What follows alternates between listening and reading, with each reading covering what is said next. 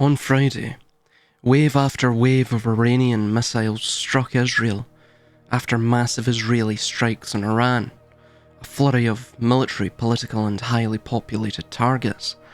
The narrative, whether from the mainstream or the alternative, is building a divisiveness yet unseen in the overtures of this regional Middle Eastern conflict, and that is fueling the march to World War III, but it is planned to do so. This is the predictable answer, the inevitable reply to Israel's decapitation strikes on Friday the 13th. Their attempts to cripple the Iranian Revolutionary Guard and strike Iran's nuclear enrichment facilities. However, all of this is scripted, it is planned and precisely designed to manufacture a psychological response in the population for further acceleration towards a catalyzing Third World War. This shall be the forerunner event to a one world government on the back of a Hegelian dialectic of problem, reaction, solution. The media cries havoc counting the missiles, talking of intercepts and air defences on both sides, but they miss the point, of course.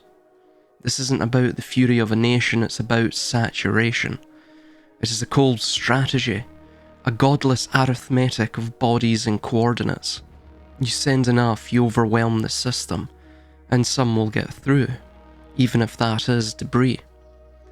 And as this grim calculus plays out, the very Israeli leaders who lit this fuse have reportedly fled to Greece on the wings of Zion, including Netanyahu, leaving others to face the fire they started. How can one be so sure that this is not simply unplanned chaos? Well, because it was all written down. A policy memo, a secretive heralding from 2009, is playing out like a script. The Brookings Institution's Which Path to Persia, which advised that the US should encourage Israel to strike Iran preemptively, so that international criticism and Iranian retaliation would be deflected away from the United States. It even laid out the diplomatic game. Make a superb offer of peace so that when your target refuses, as Trump indicated in his post on Truth Social, you can portray your aggression as an act of defensive necessity. In this way, they manufacture consent to leap across the brink of global madness. But what if even this script, this Brookings paper, is just one act in a far grander, more terrifying play? What if the containment of a multipolar world is merely the public rationale for a design so vast it has a name? They call it the Anglo-Saxon Mission. It is a plan for a thermonuclear World War III, and it begins with what we are seeing now, Israel striking Iran. This is the designated problem. The reaction is the terror that will follow a limited nuclear exchange in the Middle East, followed by a ceasefire, then an expansion of nuclear exchange, and greater hostility against the contrived superblocks, NATO and BRICS, followed by the public's desperate cry for safety at any cost. Moreover, by the way, yes, nuclear weapons may be a hoax, but can you really tell the difference between a Moab and a nuclear device? And that solution, waiting in the wings, is a one-world government, rising from the ashes under an unimpeded and all-encompassing mandate of total control. The plan also includes a biological agent unleashed on China, again see the event of 2020, a global pandemic, again see the event of 2020, and a final great war to reduce the world's population by at least half, a stepping stone to the 500 million prescribed on the now demolished and sequestered Georgia Guidestones. And why? For what purpose is such a monstrous design? Well, according to the plan, it is in response to a potential cyclic and natural geophysical event, a cataclysm that recurs in a cycle of roughly 11,500 years. The same event that likely drowned Atlantis, the precursor civilization from which this mystery cabal that rules the world believes it stems from. The geological evidence at the Rishat structure, the Eye of the Sahara, indicates, and of course that is the potential site of Atlantis, it indicates that a great and terrible flood upturned that area around that very time of 11,500 years ago. Their goal is not just power, but to forge an arc of global governance to ride out a cosmic tide, to ensure they are the ones who inherit the new Earth. Their goal is not just power, but to forge an arc of global governance, to ride out a cosmic and cyclic tsunami, to ensure they are the ones who inherit the new Earth. The name Anglo-Saxon mission itself reveals the racist agenda, but I believe it to be false. It is not the Anglo-Saxons, but another group that is spoken of by the Cabal, that shall reign supreme, with this Anglo-Saxon term being but an occult placeholder. When the cataclysm ends, they want the quote-quote Anglo-Saxons to inherit this new world, or Zion, with the Chinese and all other civilized or urban people groups gone, to which we see the demographic race to the bottom in both East Asia and Europe at present reflect in this fact. The other nations of this world would thus be too broken to recover. They are trying to sacrifice our world to save their own. It's an insane logic, and yet there is evidence their plans have been attempted prior to this point, to which they have either been aborted or failed entirely in their ambitious goals. This entire reality is a carefully scripted illusion, psychically funneling us to a predetermined destination. Yet their greatest weakness is that these plans require our consent, our fear, and our ignorance. Their power lies in secrecy.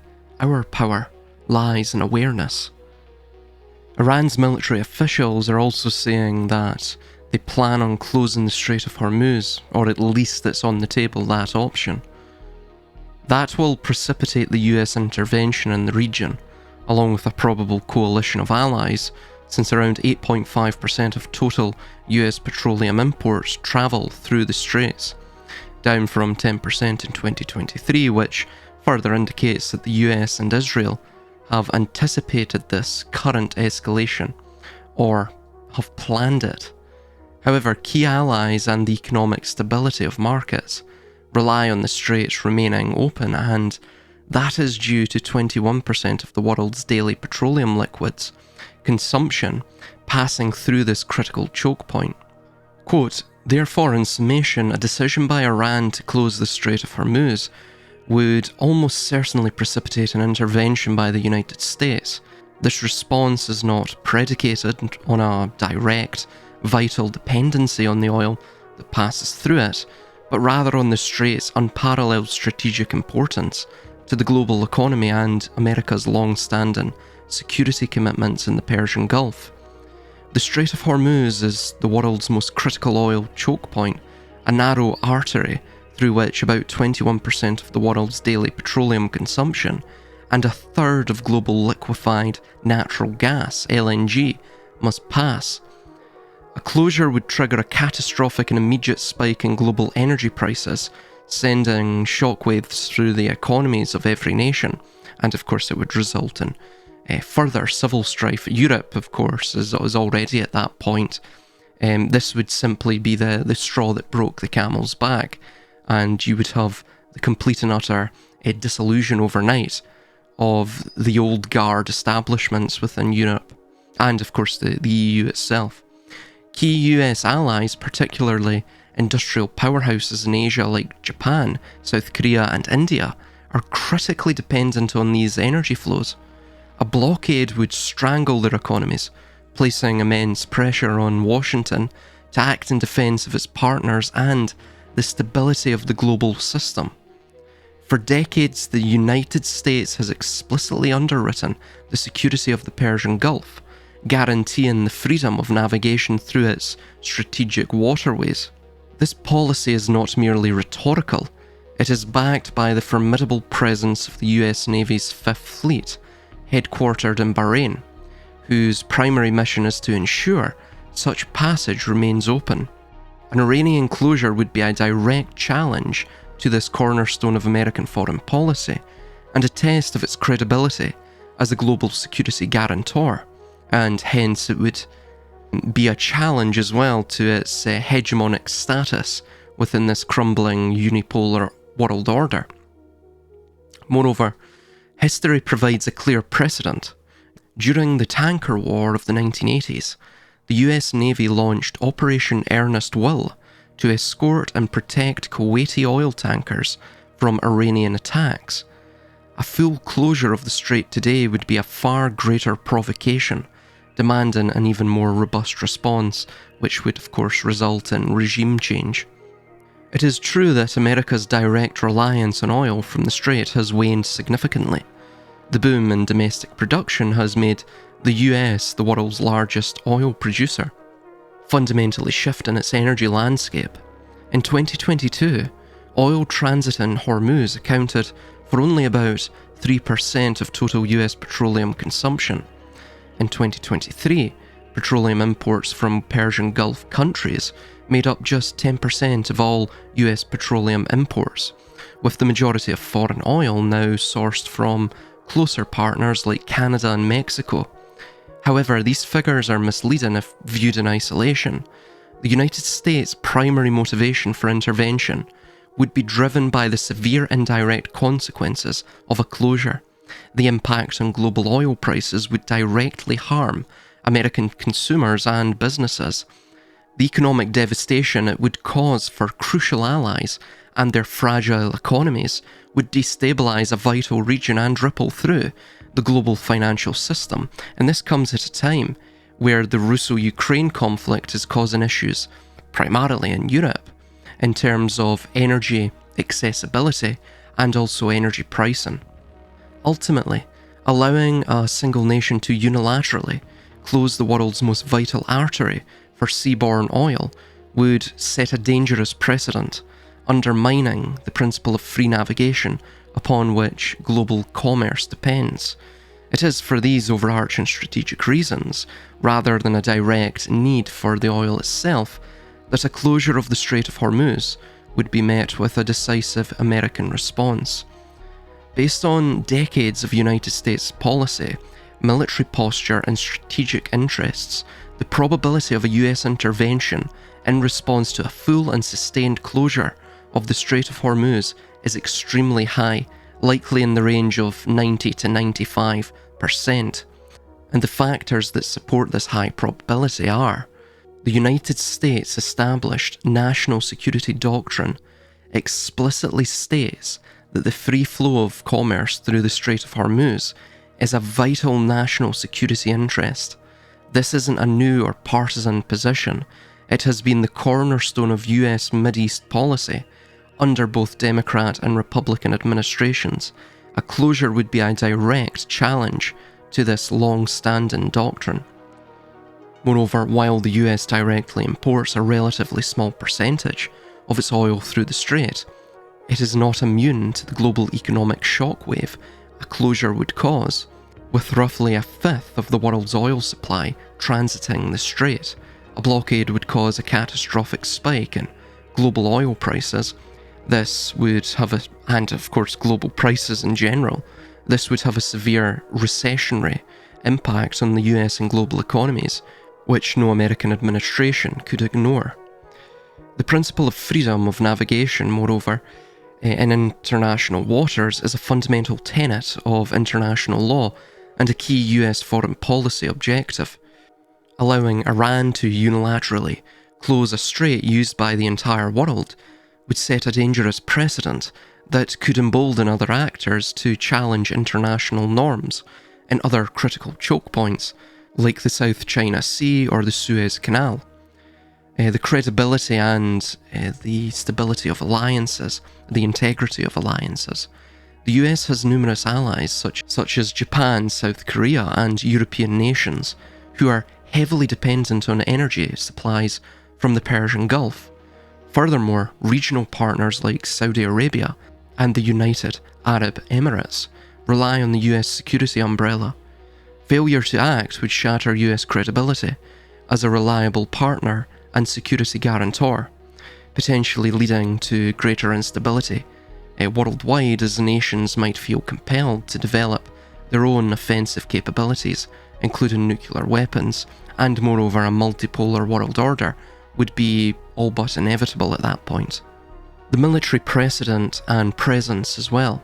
The US has intervened before. Operation Earnest Will, as stated, in the 1980s, saw the US Navy directly escorting tankers during the Iran-Iraq War.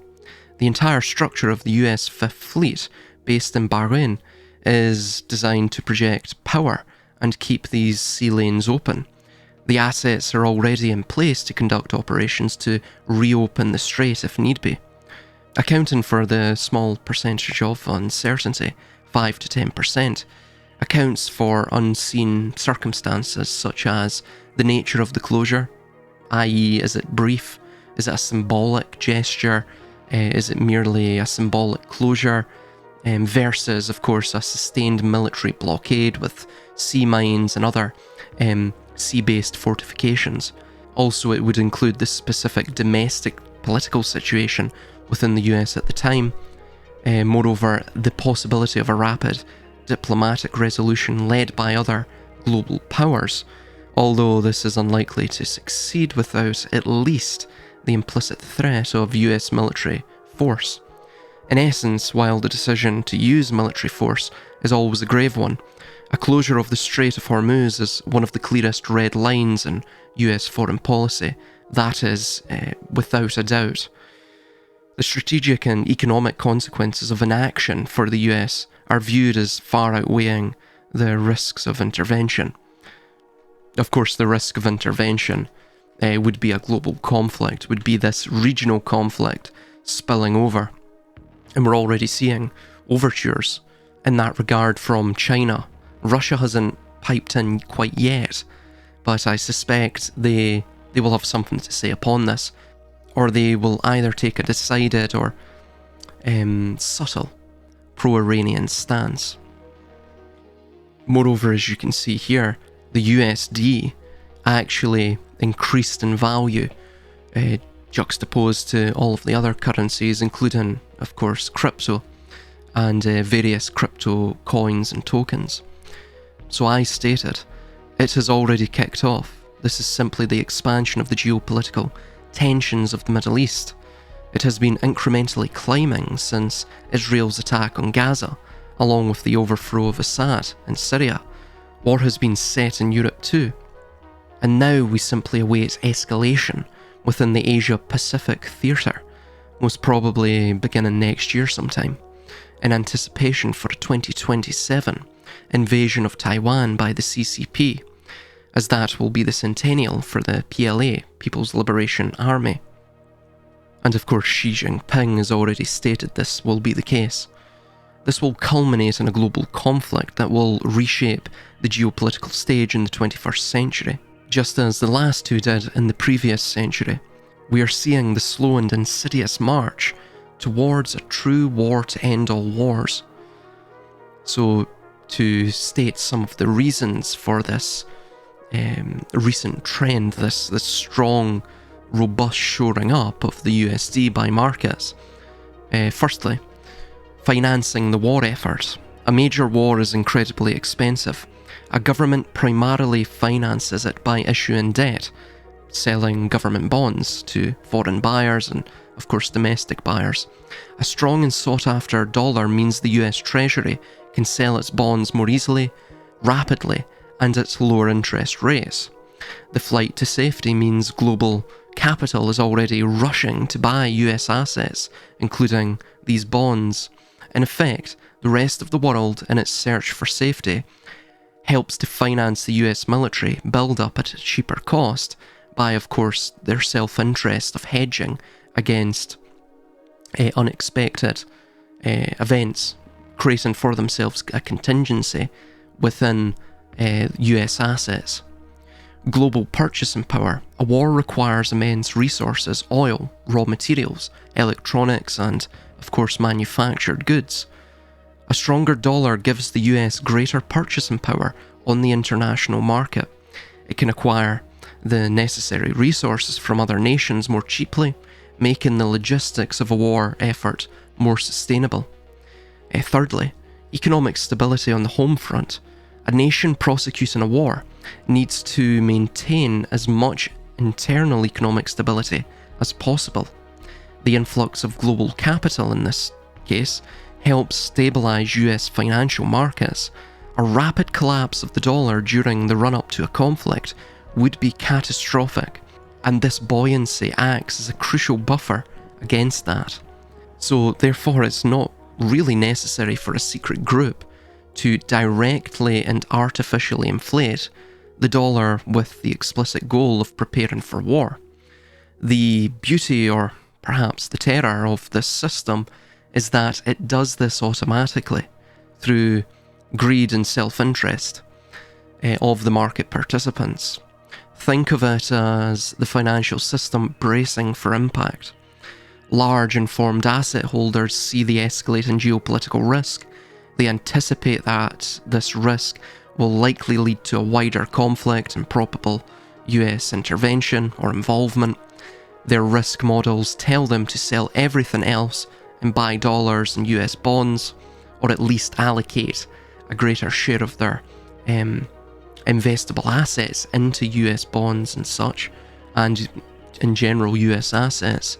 This action, multiplied by trillions of dollars, reflexively creates the very financial conditions, a strong dollar, that would be advantageous for the US if it were to enter that conflict within the Middle East. So the increase in strength of the dollar is a powerful signal for the escalation towards war. It indicates that the world's most significant financial players are pricing and hedging their bets in a high probability of a continued escalation towards total war against Iran and its allies, which entail Russia, China, and the rest of the BRICS nations, the emerging multipolar world order, and those that are in favour of that. A regional conflict expand into an international one that requires the involvement of the world's largest military and economic power, that is the US. So it's just another notch on the scales of war. It is not just a currency swing, it's the sound of the global economic engine shifting gears in anticipation of extreme violence worldwide.